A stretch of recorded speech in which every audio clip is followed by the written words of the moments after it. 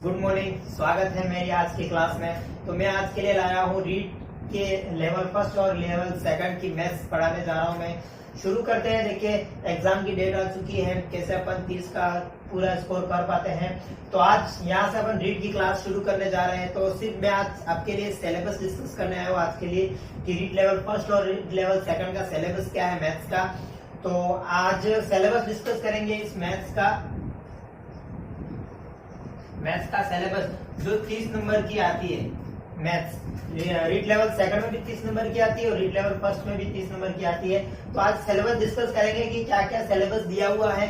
कल से प्रॉपर अपन क्लास शुरू करेंगे इसके बारे में। तो आज सिलेबस शुरू करते हैं। इसका सिलेबस क्या क्या क्या दिया हुआ है, इस सिलेबस के बारे में डिस्कस करते हैं। तो सबसे पहले आपको रीड लेवल फर्स्ट का सिलेबस में यहाँ शुरू करता हूँ। रीड लेवल फर्स्ट का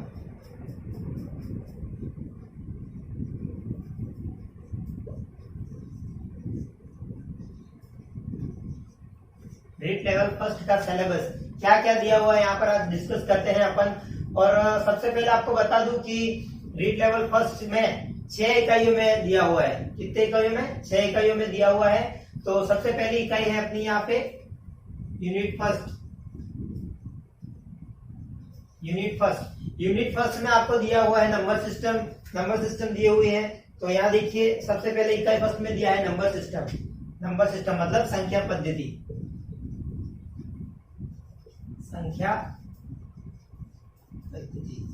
नंबर सिस्टम मतलब यहाँ आपको दिया हुआ 1 करोड़ तक की संख्या है।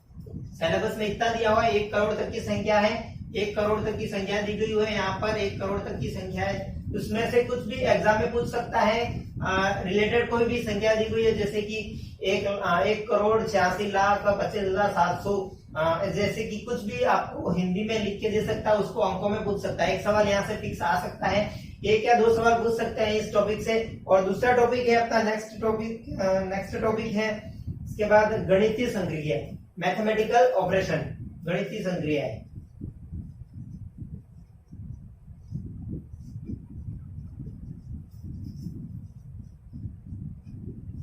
गणितीय संक्रियाएं कहने का मतलब इसमें क्या पूछ सकता है? गणितीय संक्रियाएं मतलब कुछ भी एग्जाम्पल थ्रू समझ लीजिए। मैथमेटिकल्स में क्या पूछ सकता है, जैसे कि भाग पूछ सकता है आपको, यहाँ से वो जोड़ बाकी गुणा भाग पूछ सकता है। अधिकतर यहाँ से पूछा गया है वो सवाल गुणा ही पूछा गया है।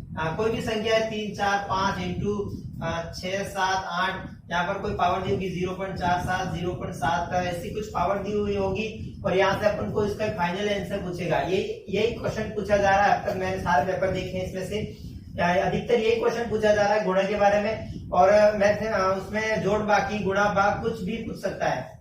पढ़ना हमको चारों है। कल से हम प्रॉपर इसकी क्लासेस शुरू करेंगे। पढ़ना तो हमको सारा है। इसके बाद इकाई फर्स्ट में भारतीय मुद्रा है, इंडियन करेंसी दी गई है। भारतीय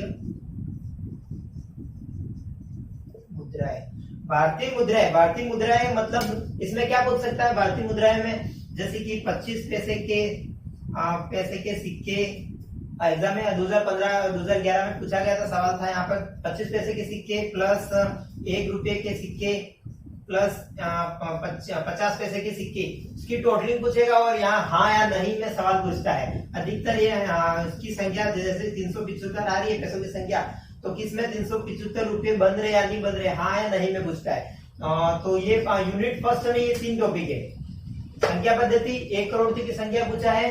गणितीय संक्रियाएं, कुछ भी मैथमेटिकल ऑपरेशन पूछ सकता है। और भारतीय मुद्रा है, इंडियन करेंसी, जोड़ बाकी गुणा भाग से रिलेटेड ये पैसे के बारे में पूछ सकता है। तो इकाई फर्स्ट में ये है। तो यहाँ से देखेंगे इकाई सेकंड में इसका क्या है।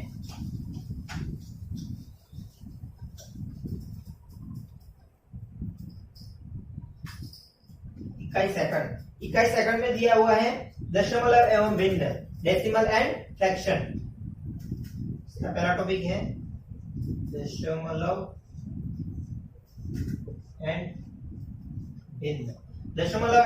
दशमलव के बारे में संख्या है, जैसे कि मैंने आपको अभी बताया था। दशमलव संख्या कौन सी? यहाँ जैसे कि दिया था 3 × 4 पावर 0.2 0.3। यहाँ से इसका सॉल्यूशन क्या आता है? एक सवाल यहाँ से भी इसका पूछ सकता है। इसके फ्रैक्शन पूछ सकता है, फ्रैक्शन फ्रैक्शन पूछ सकता है इसके किस टाइप के फ्रैक्शन बनेंगे, जैसे कि 1/2 प्लस 1/3 1/4, इसका सॉल्यूशन पूछ सकता है। ऐसे एक नॉर्मल सवाल आता है यहाँ से दशमलव में भिन्न से, डेसिमल एंड फ्रैक्शन से। और नेक्स्ट है अपना इसका टॉपिक है अभाज्य एवं संयुक्त संख्या तथा अभाज्य गुणनखंड। अभाज्य मतलब प्राइम नंबर और प्राइम नंबर पूछ सकता है, अभाज्य संख्याएं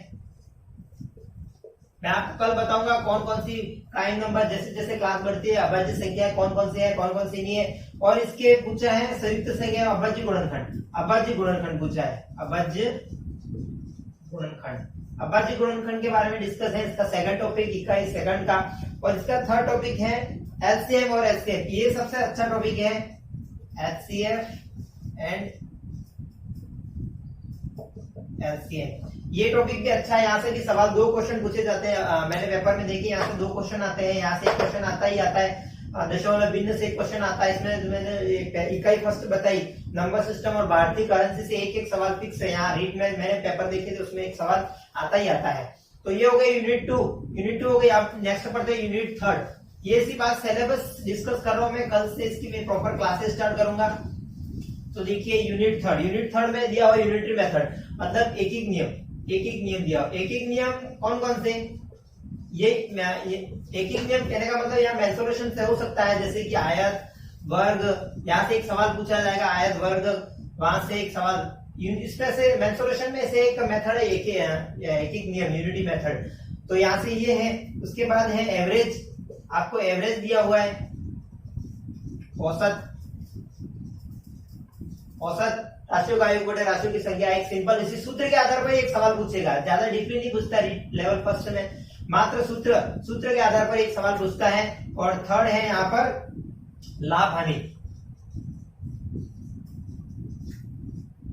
प्रॉफिट एंड लॉस। यहाँ से भी सिंपल सवाल सिर्फ सूत्र पर ही पूछता है, ज्यादा डीपली कुछ भी नहीं पूछता है। यहाँ से प्रॉफिट एंड लॉस पे भी, प्रॉफिट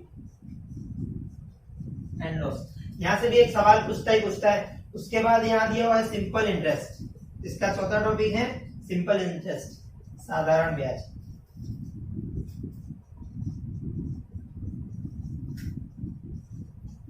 सिंपल इंटरेस्ट यहाँ से भी एक सवाल पूछता है, इसका जैसे कि सूत्र मूलधन इंटू दर इंटू समय बटे 100 कुछ भी पूछ सकता है यहाँ से आपको। यहाँ से एक सवाल, यहाँ ये इसका सूत्र है साधारण ब्याज का, सिर्फ सूत्र पर ही पूछता है यहाँ पर। तो ये हो गया। इसके बाद नेक्स्ट पढ़ते हैं इसकी इकाई थर्ड हो गई, अपन इकाई फोर्थ में क्या हुआ है, इकाई फोर्थ में ज्यादा कुछ नहीं है, जो यूनिटी मेथड मैंने आपको यहाँ बताया था उसी मेंसुरेशन आधार पर दशमलव वो वाले सवाल पूछते हैं। इसकी इकाई है इकाई फोर्थ में पूछा है समतल व वक्रतल तथा समतल व ठोस ज्यामितीय आकृति, यही मेंसुरेशन, बस मेंसुरेशन। क्षेत्रमिति इससे रिलेटेड सवाल है, क्षेत्रमिति से रिलेटेड सवाल है। जैसे कि कोई आकृति पूछी हो गई, यहाँ पर आपको ऐसे त्रिभुज बन रहा होगा कोई भी, और ये कोण पूछ सकता है आपको, ये कौन पूछ सकता है, यहाँ पर संपाती होगी, प्रतिच्छेदी होगी, कुछ भी हो सकता है यहाँ पर। उसके बाद दिया हुआ है इकाई और उनके संबंध, ये हो गए। इसके बाद वर्गाकार, आयत, दाहक, परिमाप, बस यही। वॉल्यूम दिया हुआ है, यहाँ थोड़ा वॉल्यूम का है, इसमें मेंसुरेशन में वॉल्यूम दिया हुआ है, ये इकाई फोर्थ हो गई। और उसके बाद है इकाई 5 में गणित की प्रगति, तर्क शक्ति, ये लैंग्वेज के आधार पर है यहाँ पर। तो ये आपको इकाई 5 में ये दिया है। इकाई 6 में औपचारिक एवं अनौपचारिक विधियों से मूल्यांकन, गणित शिक्षक समस्याएं दी हुई है यहाँ पर, शिक्षक से संबंधित, बस कुछ नहीं दिया है, यही सिलेबस है आपका। आराम से आप 30 का स्कोर कर सकते हो, इसमें आराम से पढ़ोगे, आराम से हो जाएगा, कोई दिक्कत नहीं है, आराम से हो जाएगा। तो उसके बाद ये हो गया रीड लेवल फर्स्ट का, बस लास्ट तो मैंने जो बताया था आपको शिक्षण विद्या दी हुई है। तो यहाँ आ गया रीड सेकंड, तो यहाँ आ जाते हैं हम रीड लेवल सेकंड पर। इसका सिलेबस क्या है, सबसे पहले यहाँ पर दिया हुआ है घातांक, इसमें सबसे पहले दिया हुआ है घातांक। घातांक का मतलब कोई भी घात के फॉर्म में क्वेश्चन पूछ सकता है, जैसे कि मैंने बताया था आपको कि आधार सेम रहेंगे और घातें अलग अलग रहेंगी। तो यहाँ पर घातें जुड़ जाती है। इसी रिलेटेड यहाँ से अपन ये पहला नियम ऐसे 5 नियम है, दूसरा तीसरा चौथा पांचवा 5 नियम पढ़ेंगे इसी आधार पर घातांक। जैसे जैसे क्लास बढ़ती जाएगी अपन ये पढ़ते जाएंगे। और इसके बाद सेकंड टॉपिक दिया हुआ है यहाँ पर बीजीय व्यंजक। बीजीय व्यंजक यहाँ इंपॉर्टेंट सवाल है, यहाँ से क्वेश्चन फिक्स है, 2 क्वेश्चन फिक्स है यहाँ से। अब बीजीय व्यंजक किसे कहते हैं? बीजीय व्यंजक जैसे कि यहाँ पर कोई इसके अंदर चर एंड अक्षर, ये 2 राशियां और एक तीसरी राशि गणितीय संक्रिया है। गणितीय संक्रिया है, ये दी हुई होगी किसी इक्वेशन में, जैसे कि 4x plus y is equal to 4, या कोई इक्वेशन दी हुई। इसमें देखिए चर भी है और अचर भी है और गणितीय संक्रिया है, जैसे कि ये 4 ये भी है।